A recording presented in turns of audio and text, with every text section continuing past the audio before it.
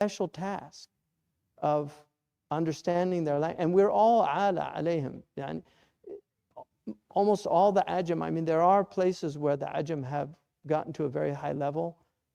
We have like the Amazigh people, amazing in the Sus, these great Moroccan native peoples who know very often Arabic much better than the native speakers now because they study it.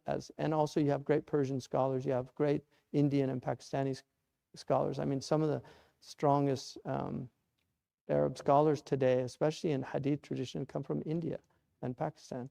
So the language is accessible to everyone, the language, but the Arabs still, it's their language. Even with all of their darija, when they learn Arabic, they have an advantage over the non-Arab. But they're also disadvantaged in some ways because the fish is unaware of the water.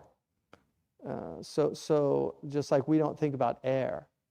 So when you're an Ajami and you study Arabic, you can see things that the Arabs don't really see because they just learned it. Whereas a non-Arab, when they learn Arabic, they see all the patterns. That's why the great scholars of Arabic were Persians. So that's why he's mentioning the Nahl. It's very important, the Nahl. Because it's a reminder to the Arabs. And then رزقا للعباد وأحيينا به بلدة ميتة. So here's the point. كذلك الخروج. All of this was to take us to that point to show us, because this is about Ba'ath. This whole surah is about the resurrection from beginning to end. And if you look at the Quran, if you go through the entire Quran, you will not find a page that doesn't have the scent of death on it. This is a book that is constantly reminding us of our mortality and to wake up. This is also called Surah Al-Wa'id. This is one of the names. Wa'id is the threat. It's a warning. Awa'adak. If somebody warns you, they threaten you, you better watch out. If you keep on that path, you're going to end up here, right? It's mentioned, that word, wa'id, is mentioned 6 times in the Quran, 4 times in this surah. 4 times in this surah.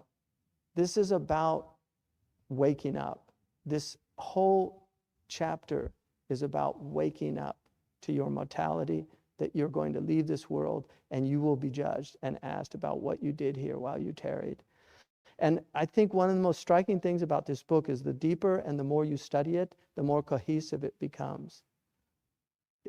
A superficial purview of this book leaves many people thinking that it's a very fragmented, scattered book. That's how they view it.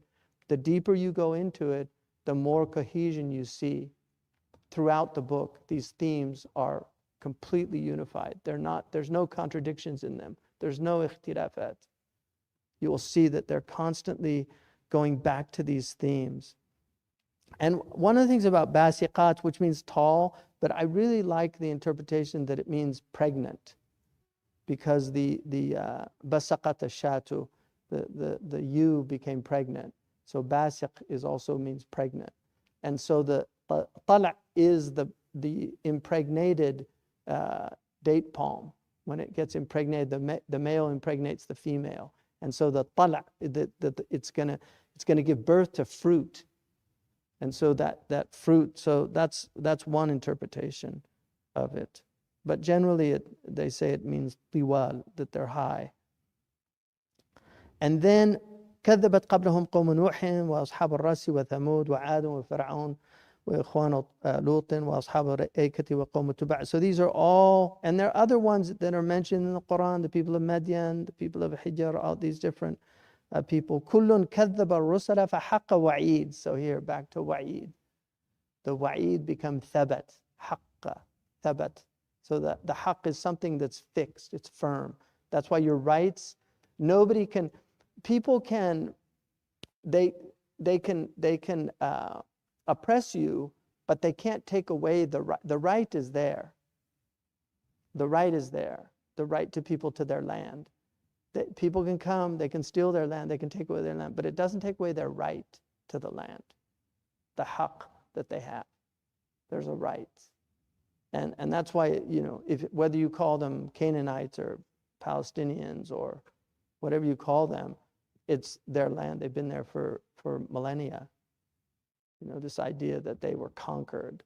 The Arabs came in and conquered. There weren't any Jews in the land. They had completely kicked them all out, the Christians.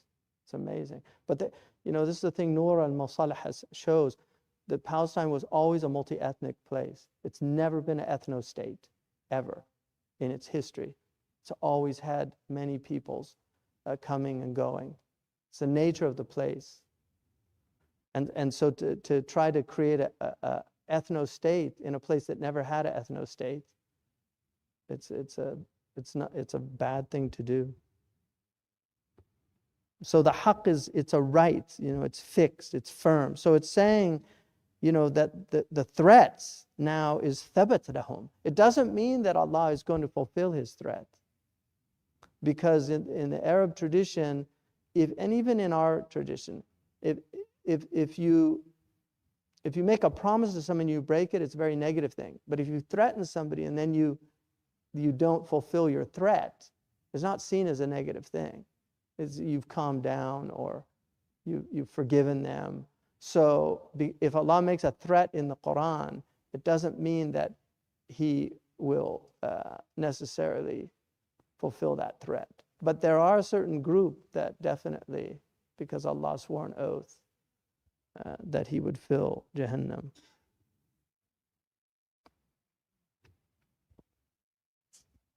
So then, فَعِينَ بِالْخَلْقِ الْأَوَّلِ فَهُمْ فِي لَبْسٍ مِّنْ خَلْقٍ جَدِيدٍ.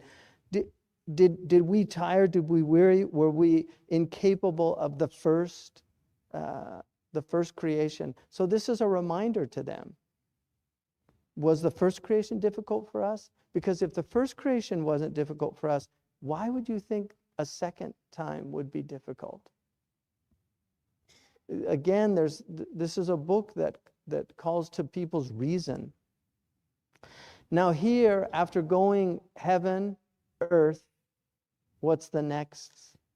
وَلَقَدْ خَلَقْنَا الْإِنسَانَ. And we created the human being. So the heavens, the earth, we created the heavens, we created the earth with all these marvels and wonders. Now look at this last creation. Like, this is all to get us to think, to these people. وَلَقَدْ خَلَقْنَا الْإِنسَانَ وَنَعْلَمُ مَا تُوَسْوِسُ بِهِ نَفْسُهُ.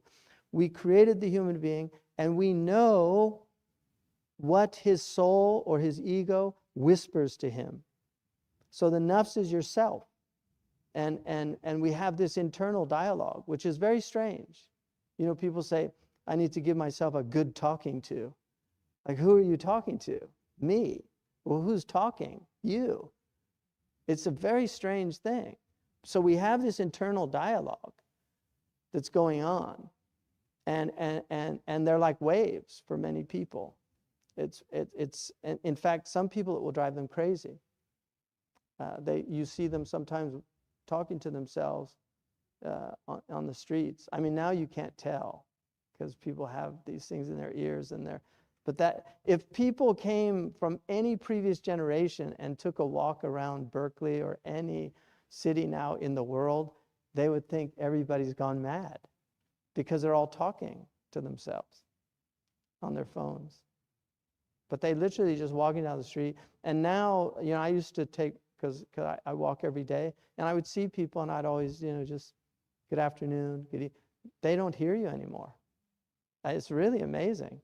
They said now, like, I think almost half the country is eating alone or something. It's like 35% just eating alone.